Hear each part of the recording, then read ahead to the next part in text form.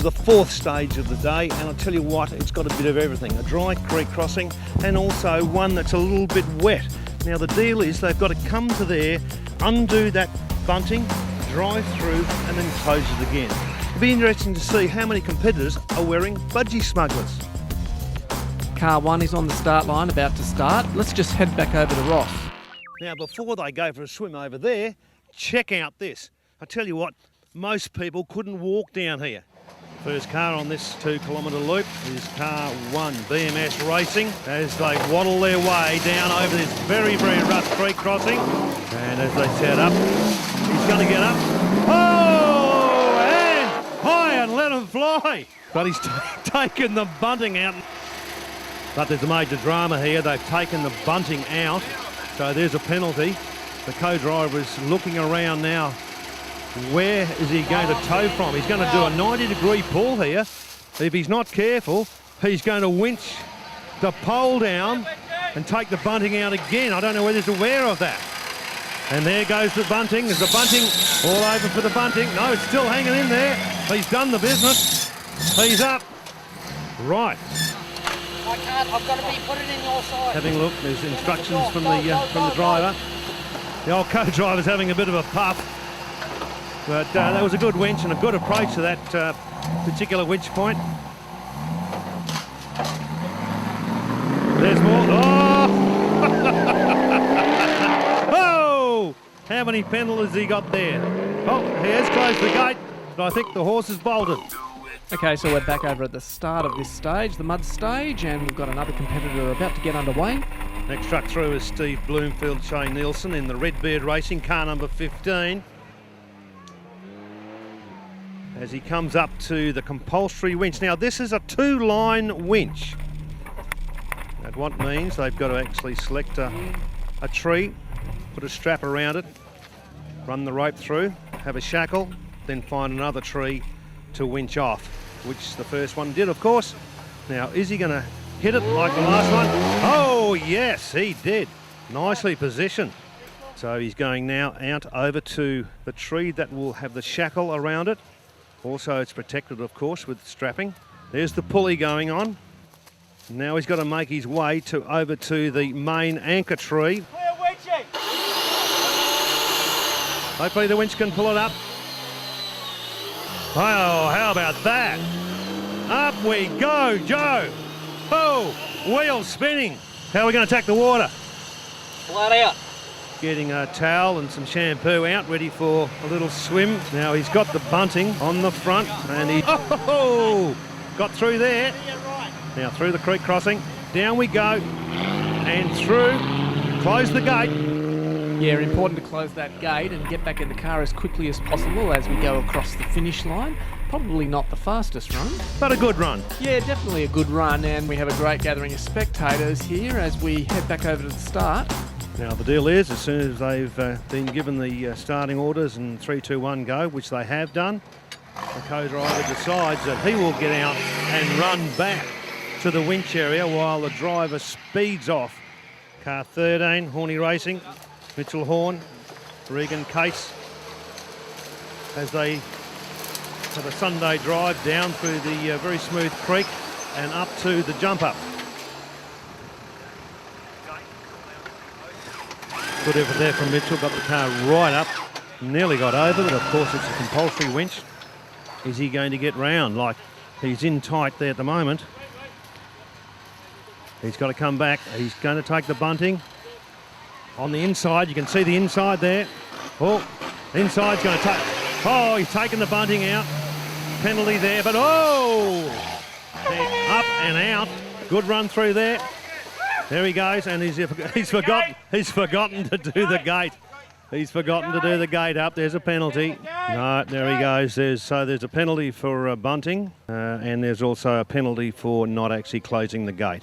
And the next truck is number 11, Stockers with lockers. Up he goes. Oh yeah, plenty of air on the front wheels. It locks itself into position. Co-driver grabs the winch. Pretty well orchestrated here. The boys have given this a bit of thought.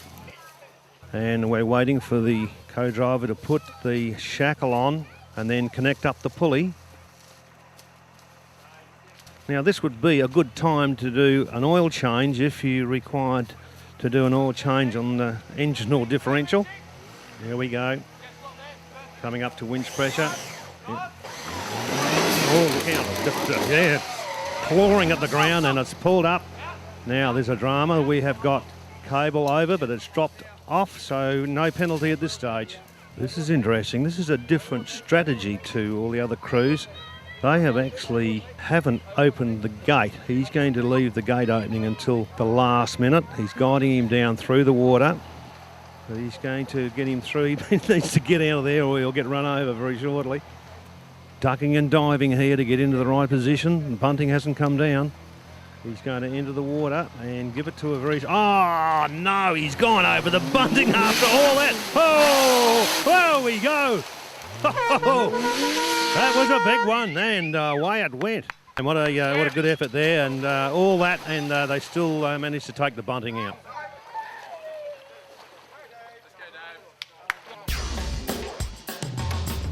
So we're back at the start of stage 5, and we've got the Toygoata team sitting here waiting to get a start. Number 7, we've been told, 3, 2, 1, they're off, and away they go. This is Goat and Moscow.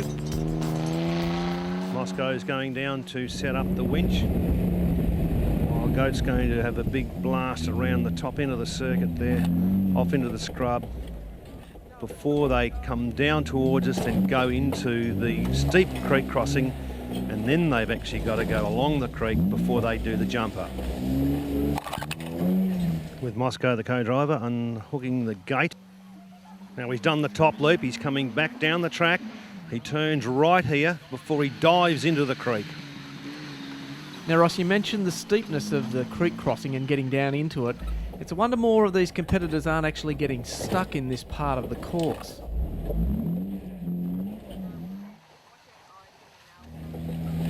We've got Goat sort of approaching the jump up. Let's see if he gives it the number here. Now, once again, here at this part of the course, got to give it a real good gunning on the throttle. Is he going to get up? No, he needs a faster run. He's going to go back and he's going to have another big go at it. Up in the air, and it's bottomed out, of course, but he's in the right position. Winch is stuck on, which is a drama. He can't get that rope out. Now, once again, stuck in that position, this is going to be interesting because he has gone for a different tree, so he's actually going to be pulling a lot straighter than all the other competitors. It's a 2-line pull. He's gone back to the main tree, hooking up. This is a lot straighter than all the other competitors, so it'll be interesting to see how they go here. Now, Ross, I'm not really sure about that tree that he's hooking up to. I'm not actually sure it's going to be able to take the weight of that truck. Oh, there it goes. There's a problem. That's why nobody else has done it. Well, plan 2 will probably be to go over to where everybody else has been going, over to the large tree. In actual fact, the local farmer did ask for that tree to be removed, so that's all okay. That's a smart move. He's used the same tree as the rest of them. Now it's struggling to get up. And now he's got the bunting caught under the right-hand front wheel. He can't go back. It really is just one of those days for Goat. Yeah, it sure is. They certainly haven't had the best of run, that's for sure. Okay, so they're finally getting it all together here and now heading out into the dam. So we'll just see how they go here. Right, well, that wasn't very successful. There's a bit of bunting down and a reasonably slow time. Well, pulling that tree over certainly has cost them a lot of time, and they did take out a few pieces of bunting, so it'll be interesting to see what the time is. But at least he's closing the gate. Yeah, well, he certainly doesn't want any more penalties if he can help it. So that looks like the end of Team Toygoata's stage with Goat and Moscow, and we'll head back over to the start for the next competitor. And this time it's the ARB Rockhampton team. This is Greg McDonald and Josh Garner. It's probably worth pointing out that Josh isn't Greg's normal co-driver or navigator. Normally Greg has somebody else navigating for him, but that Navigator is away skiing in the snow, so completely different environment to what it is here today, I'm sure. Now, this team have been competing for quite some time, since 2005, and have won a number of events. Competed in the CQ, or the Central Queensland Off-Road Challenge, and also in these events in the last few years.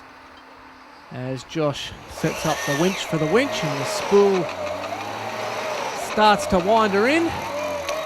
Unfortunately, taking out that bunting. Everybody's finding that bunting and that post there in the way as they head into the dam. Heading off to the finish of this stage. Very quick time too, no mucking around from this team. Now we're going to take a bit of a break from this stage now and head over to one of our other stages where there's another winch wall happening.